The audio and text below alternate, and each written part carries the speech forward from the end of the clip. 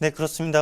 요즘은 또 건축 기술의 발달, 또 내부 구조의 발달로 인해서 전용 면적 60제곱미터 이하여도 실제 활용 공간도가 상당히 높고요. 또 무엇보다도 인구 구조가 조금 변화하면서, 즉 핵가족화가 되고 가구 분화가 조금 일어나면서 전용 면적 60제곱미터 이하에 대한 수요는 기하급수로 좀 증가하고 있습니다. 하지만 이에 반해서 공급량은 상당히 제약적일 수밖에 없는데, 여러 가지 이유가 있겠지만은, 그래서 공급량은 제약적이기 때문에 이러한 전용 면적 60제곱미터 이하에 대한 수요자는 계속해서 증가하는 것에 대비 공급량은 부족해서 앞으로도 이 면적대에 대한 인기는 지속적으로 유지될 확률이 상당히 높습니다. 그래서 왜 그런지를 잠깐 살펴보고, 또 여기에 대한 대응 전략이 무엇인지 잠깐 살펴보는 시간 가져보도록 하겠습니다.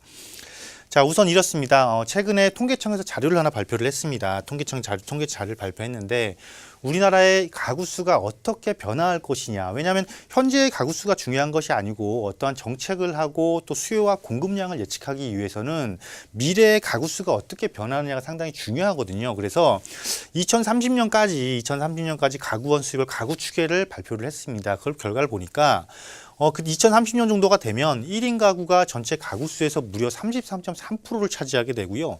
2인 가구가 32.2%, 이 두 가구 수만 합해도 거의 한 66% 정도의 상당히 높은 가구 수 분포들을 이루게 되고요. 또한 3인 가구 또한 20.7%까지 해당이 된다는 것입니다. 그래서 2030년 얼마 안 남았죠. 이제 한 2, 3년 정도 남았는데, 이 세 가구를 합하게 되면 무려 86% 정도에 해당되는 가구 수가 전부 다 3인 이하라는 것입니다. 즉 4인과 5인 가구는 실질적으로 비중의 높은 비중을 차지하지 않는다라는 것이죠.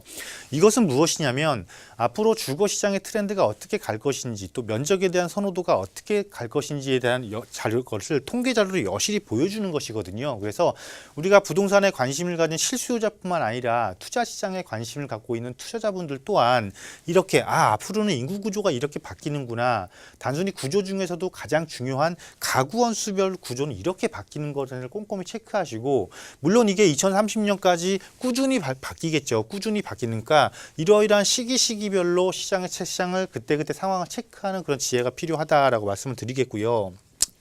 자, 그에 비해서 그러면 공급량은 어떠냐? 공급량을 한번 살펴봤습니다. 공급량 또한 일반 분양 자료를 금융결정해서 정확하게 통계를 분석을 한 겁니다. 그래서 이 공급량은 2010년 이후에, 그러면 지난 한 7년 정도의 공급량을 면적이 어떻게 공급이 됐는지 공급 현황을 한번 살펴보니까요.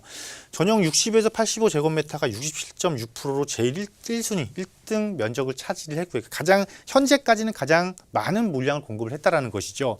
그리고 물론 2010년 이후에 중대형에 대한 선호도가 급격히 떨어지면서 85제곱미터 초과에 대한 공급 물량이 상당히 감소한 것도 맞습니다. 그런데 중요한 거는 가구 수가 이렇게 변화하고 있음에도 불구하고 전용 면적 59제곱미터 이하, 즉 60제곱미터 이하에 대한 공급량 또한 지난 7년간 8년간 16.5%밖에 안 된다는 것입니다. 그래서 이 공급 물량은 가구 수는 계속해서 증가하는데 공급 물량 증가율은 상당히 더디다. 즉 시간이 흐르면 흐를수록 그 격차는 더 크게 벌어질 수밖에 없는 현상이 벌어지고 있다.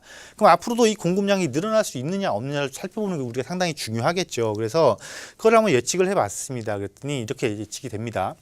우선 여러분들이 가장 큰 관심을 가져야 될 부분을 한번 살펴보게 되면, 소형 아파트의 수요는 앞서 살펴본 이유 때문에 분명히 증가할 수밖에 없다. 하지만 공급은 제자리 걸음, 즉 절대적으로 공급이 부족하다라는 것이고, 무엇보다도 도심지에 가장 시간이 흐를수록 자꾸 선호하게 되는 도심지에 대한 공급량이 절대적으로 부족한데, 그 가장 큰 원인이 바로 공급 용지가 상당히 제한되어 있다는 것입니다. 특히 도심지 같은 경우는 어떤 곳입니까? 이미 도시화가 완성이 된 곳이거든요. 이미 도시화가 완성이 된 곳이기 때문에 이것을 빈 땅에다 공급을 해야 되는데 빈 땅이 없다 보니까 공급이 할 수가 없죠. 또 기존 것을 허물고 새로 짓는다 하더라도 사업성과 연결되어 있기 때문에 조그맣게 지을 수가 없다라는 것입니다. 그래서 공급용지 제한에 의한 수요 증가 대비 공급용이 상당히 제한적일 것이다.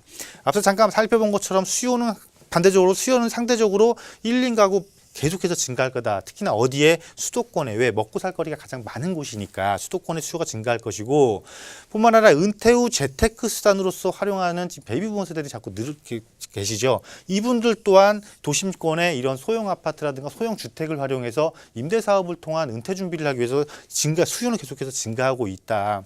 특히 어디가? 임차인들 또한 도심지를 선호하기 때문에 안정적인 수익을 창출하기 위해서는 결국은 임차인이 선호하는 도심지의 중심으로 수요가 앞으로도 계속해서 증가할 수밖에 없다. 필연적인 것이다. 구조를 띠고 있다. 이렇게 보여지고요.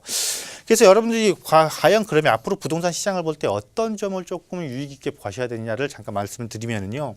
아무리 임차 1, 2인 가구가 줄어들더라도 결국 이 사람들이 내 소득 대비 주거 만족도를 느낄 수 있는 그런 면적대는 분명히 존재할 것이다라는 것입니다. 그래서 아무리 1, 2인 가구가 증가한다라고 해서 면적을 과하게 너무 작게 잡는다거나 이렇게 하시면 안 되는 것이고 이 사람들, 이 수요자들이 좋아하는 높은 적정 면적을 우리가 선택을 해서 분류를 해내야 된다라는 것이고요.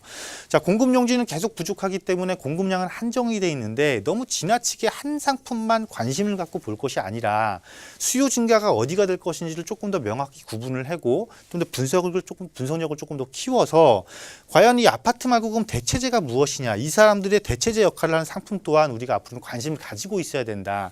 예를 들면 지금은 전용 아파트 단지 500세대, 1000세대 아파트 단지가 아니더라도 한 동, 두 동짜리여도 이렇게 소형으로만 구성된 아파트가 지금 들어서고 있고요. 또한 주거용 오피스텔이죠. 이제 오피스 업무용보다는 주거용에 조금 더 가까운 주거용 오피스텔도 관심을 가져야 되고, 또 다가구도 관심을 가져야 되고요.